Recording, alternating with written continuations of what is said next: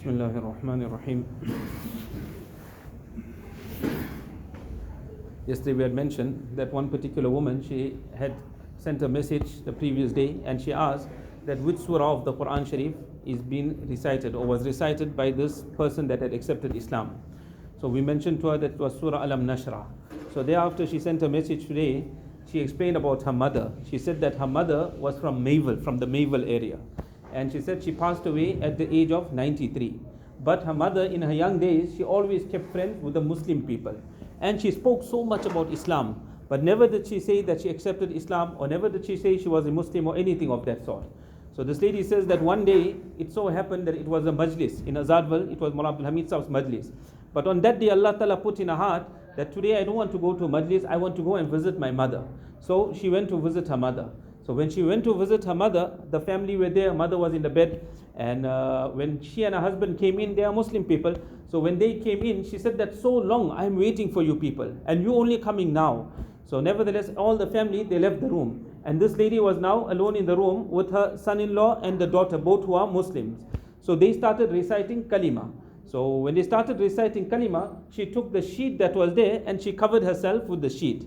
And whatever happened after that, and they left thereafter. So then she says that after that she passed away. When she passed away after 2 months ago, I think, she said that 2 months ago they cremated the body. But her son, who is a Muslim, this lady who's telling the story now, her son, who is a Muslim, the deceased lady's grandson, his name is Arshad. So this Arshad, he saw a dream. And in the dream that he saw, he sees that his grandmother is telling him in the dream that I recited Kalima long ago. I'm a mu'mina and I'm a believer long ago. Maulana Qasim Saheb Nanotwi Rahmatullah Alayhi, on one occasion, he said he saw a Hindu in Jannat.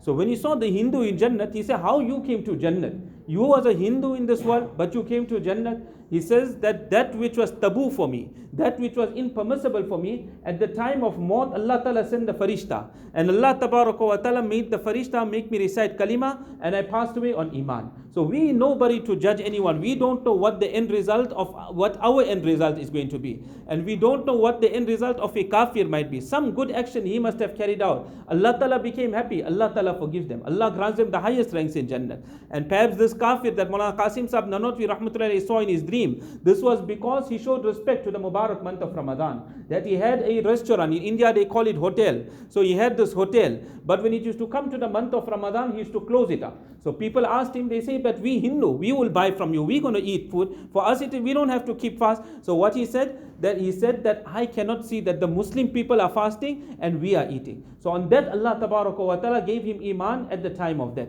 But here remember, there are two things. Iman comprises of two aspects. One is what we call tasdeeq bil qalb, that with the heart of a person, he must believe in the oneness of Allah Ta'ala. This is a necessary component. That if the tasdeeq bil qalb, if testifying with the heart is not found, a person is not mu'min. The munafiqin in the time of Rasulullah Sallallahu Alaihi Wasallam, they all said, we are mu'min, we are believers. But in the heart, there was no iman. So Allah says, for these munafiqin, innal munafiqina fi darkil asfali minan nar. They will be in the lowest depths of the fire of Jahannam. They are worse than the kuffar also, because they were munafiqeen. So if the heart, the iman hasn't entered the heart, it is just on the tongue of a person, that iman is not acceptable in the court of Allah. But if a person in his heart he testifies to the oneness of Allah Ta'ala, I believe in one Allah, I believe in Rasulullah Sallallahu Alaihi Wasallam as the final Nabi of Allah, his iman is valid in the court of Allah Ta'ala. But here in the world, how do we know that he has brought iman? We don't know what is in the heart of a person. So the second part of iman is iqrar bil lisan. So one is tasdeeq bil qalb and the second is iqrar bil lisan. You have to confess with your tongue that I'm a mu'min. When a person will confess with his tongue that I'm a mu'min, now at the time of maut, we know that a mu'min has passed away. Now we can make arrangement for his ghusl, his kafan, his dafan, all this we will make arrangement for. But if a person didn't make iqrar bil lisan and he has to pass away, then we cannot make arrangements according to Sharia like how a mu'min is buried. But if the iman is in his heart, on the court of Allah is accepted, tomorrow he's going to enter into Jannah. We'll wonder how is he entering into Jannah, but he has already brought iman. So here also this young boy and this young girl, this husband and wife, both have brought iman. When they brought iman, now the wife tells the husband that just as my appa had advised me that don't expose your iman to anyone, I am also advising you the same thing. that you also don't expose your Iman to anybody. Keep it a secret. So the husband, he kept it a secret. He never informed anyone about Iman. But nevertheless, his father was a very, very wealthy person. He was a Hindu person, very, very wealthy. And they had a thriving business. So he used to work for his father. So he was getting a very good income from that business. Now he started accumulating the wealth that he was acquiring from his father's business. He had so much of money that he had extra, more over and above his basic needs and necessities. So he was saving this money. So he came to a stage where he decided that now I want to open my own business. So when he went to open his own business, his father also assisted him. His father also gave him finance. That you opening your own business here, I'll also give you money. You continue, you open your own business. So he opened his own business. Allah Ta'ala gave so much of barakah in that business also, that business also flourished. And when that business flourished, he told his wife, now is time that we expose our Iman. We are independent. Allah Ta'ala has given us dunya. Now I'm not in need of my father also any longer. So expose this Iman that we have. So both of them took the courage. They went forward. And they both said that we are mu'min. We are now believers. The moment they said that they are mu'min, and they said that they are now believers, immediately the father kicked him out. He got him immediately out of the business. But look at the power of Iman, that when Iman enters into the heart, even dunya can go. Person, he's not worried about dunya. Why? Because he knows what is the taste of Iman. When the sweetness of Iman, Mullah Ali Qari Rahmatullahi says, Inna halawat al-Iman idha dakhala qalban lam yakhruj minha abada. And when the sweetness of Iman enters into the heart of a person, this will never come out of the heart of a person. It remains forever. And if the sweetness of Iman will remain forever in the heart of a person, at the time of death and at the time of maut, he will read kalima and he's going to leave the world. So they said that let that business go. So his mother sided with him. So what the mother did, she had one property. So she transferred this property immediately onto her son's name. Though the Hindus, they found out that this property also has been transferred. So they immediately, they turned against him in regards to this property also. To such an extent that they took this matter to court, that this property must now be returned. It cannot remain with this boy any longer.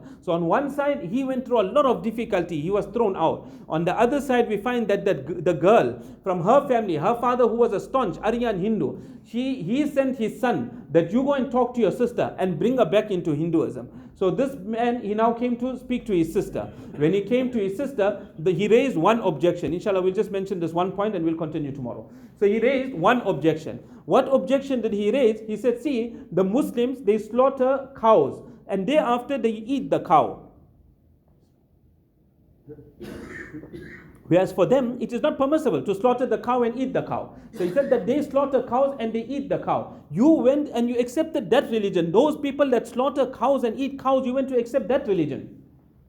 So she was very learned as well in the Vedas. So what did she say? Didn't you read in our book what was written? That one of the Rajas of India, the Rajas were the rulers of India at one particular time. So the Rajas that were ruling in India, in the time of one particular Raja, a plague became widespread. So they asked the Pandits of that time, they said that this plague has become widespread. So what should we do? What is the solution to the problem? So the Pandits said at that time, they said that slaughter 100 cows. We're not talking of one cow. They said slaughter 100 cows. And these 100 cows, go and throw it out in the jungle. Let the animals come and eat the cows. Let the birds come and eat the cow. And after that you will see that this plague will come to an end. So this particular Raja, he got 100 cows slaughtered. And these 100 cows were now thrown into the jungle. When they were thrown into the jungle, animals came and ate of it, the birds came and ate of it. Immediately the plague came to an end. So she told the brother that, see, when animals ate the cow, then all the problems of the world came to an end. If Muslims eat the cow, what is the problem with that then? So he didn't have any answer to this particular objection. This was the first objection. And then there are two more objections. We'll continue with that tomorrow, inshallah.